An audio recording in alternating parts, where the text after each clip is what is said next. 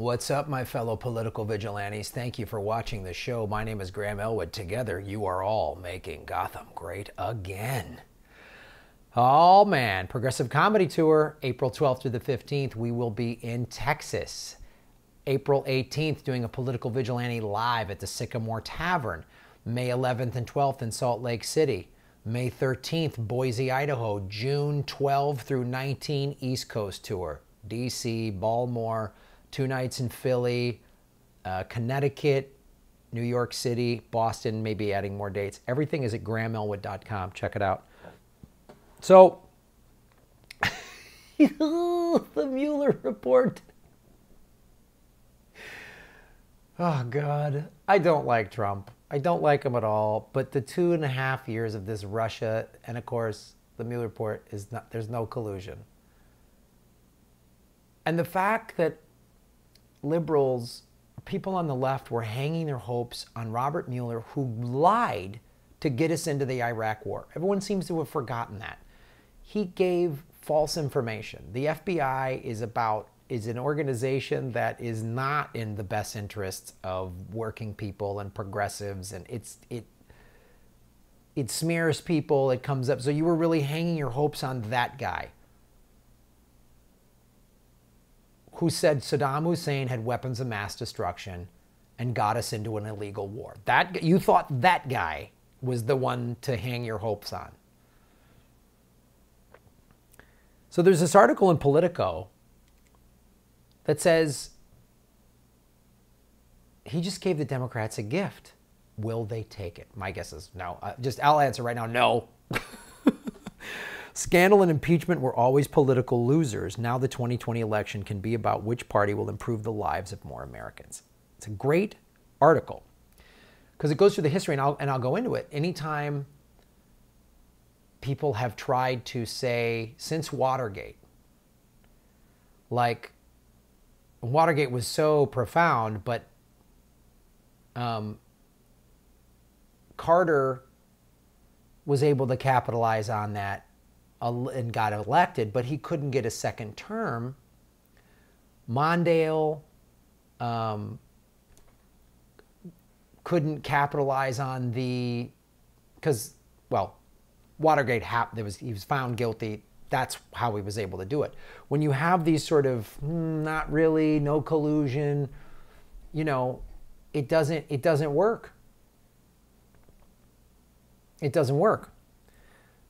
So there's an opportunity here in this article, and I'll touch into it, how the Democrats could pivot to the economy.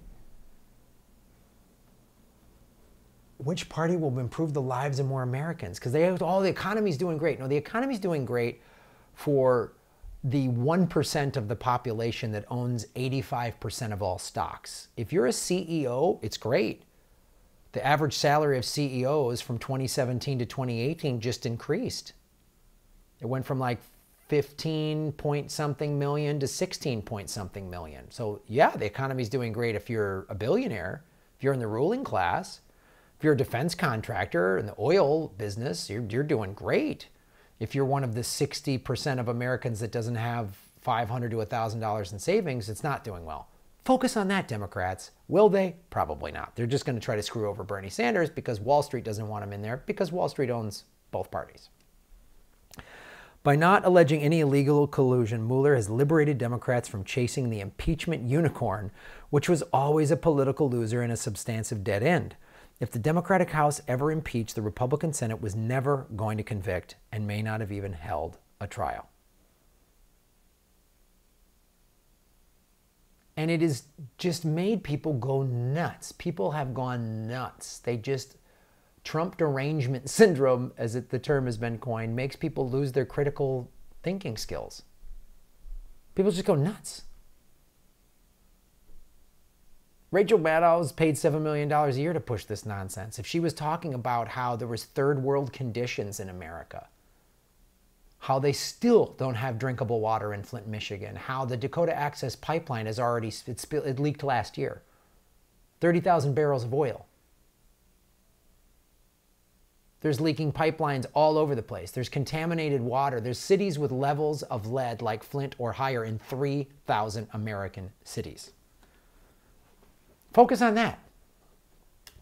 Again and again during the decades since Washington, opposition parties have tried and failed to exploit scandals for electoral gain.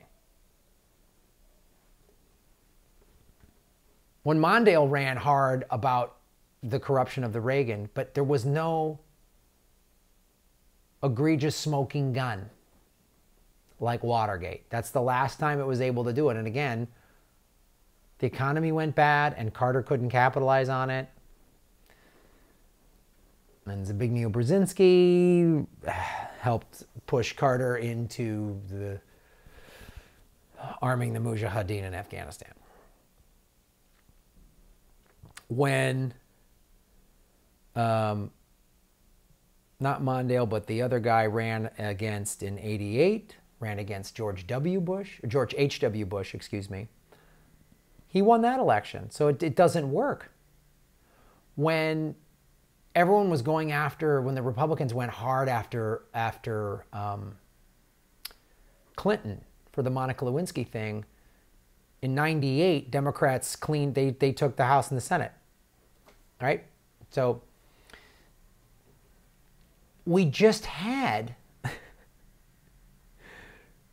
we just took Congress, Democrats, no, not we, but the Democrats just took Congress in last November because everyone's kind of getting sick of Trump. This is in the article. Democrats successfully ran against Trump's health care and tax policies in 2018. I don't know if you remember, I talked about this leading up to the midterms, but there was a bunch of Republicans who were all, we got to get rid of Obamacare, who their constituents in these red districts were like, no, no, no, we need better health care. And they were like, well, Medicare for all might actually work. And so they were pivoting because they were like, oh shit, we've sold them on Obamacare's bad. And people started waking up going, I want free health care. It didn't work. Trump's fondness for dictators and white nationalist fondness for Trump continues to disturb. Trump's trade war is unnerving farm states. I did an article on that. His trade war with China. There was an open letter from farmers, like interviews with them going, look, we voted for Trump and he's screwing us over. So if he doesn't fix this, we're going to bail on him. Capitalize on that, Democrats. Don't just do what Hillary did and bail on the flyover states. Don't just go to this big fundraiser meal in Philadelphia and New York City and San Francisco and California. Go into the red states. Bernie Sanders would do that. He did that town hall meeting in West Virginia after the 2016 election, after Trump had won, and all these like red state coal miners were like, this guy Bernie, I would vote for this cat. A bunch of people in red states said they would have voted for Bernie. Democrats have plenty to say about Trump's white whale of a border wall and his horrific policy of refugee child separation, and they are eager to challenge Trump on climate change. Yeah. Go to the Rust Belt with a Green New Deal, Democrats. We're going to put you back to work saving the planet. We're going to give you free health care and we're going to give you college tuition like they have in Western Europe. I met a woman after a show at the Progressive Comedy Tour in Pensacola, Florida. She was from Germany. She was probably in her mid to late 50s. And she goes, Graham, I got my MBA because my college was paid for in Germany. Because the things we're fighting for here in America, we already have them in Western Europe. Show everybody that. But you can't do that when you've got people like Pelosi and Chuck Schumer and Kamala Harris and the Clintons and taking all this corporate money. You go hard progressive, you go populist, guess what? Their gravy train ends. It ends quickly. But that's what it's going to take. Today, Trump barely has a legislative agenda. And if they run a centrist against him, he will win again. Just like in 2016. I don't know why people think it'll be different this time. In turn, Democrats have the opportunity to further the narrative that Trump is a threat to sustainable economic growth. Yeah, talk about his $1.5 trillion tax break to corporate billionaires. Point that out.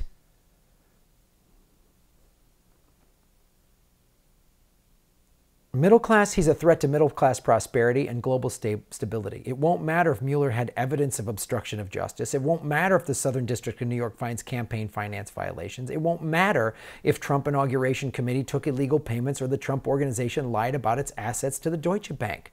Yeah, just fucking go win.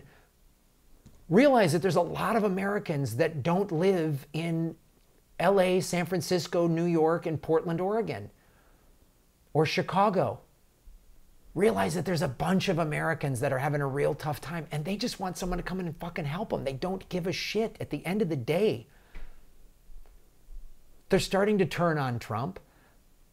A lot of them voted for Obama and bailed. A lot of them voted for Bush, and that's why they voted for Obama, because Bush let them down. I mean, just on down the line.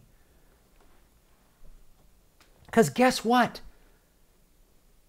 Guess what people in the middle of the country, guess what people in Flint, Michigan don't care about? Flint needs bottled water until pipes replaced. January 2019. Detroit News. They don't give a shit about Russia or Mueller's report. If you didn't have drinkable water for you and your family, would you give a damn? No, you wouldn't. Only 39% of Americans have savings to cover, this is from January of 18, an $1,000 emergency. Oh, but the economy's doing great. Not for the 61% of the population.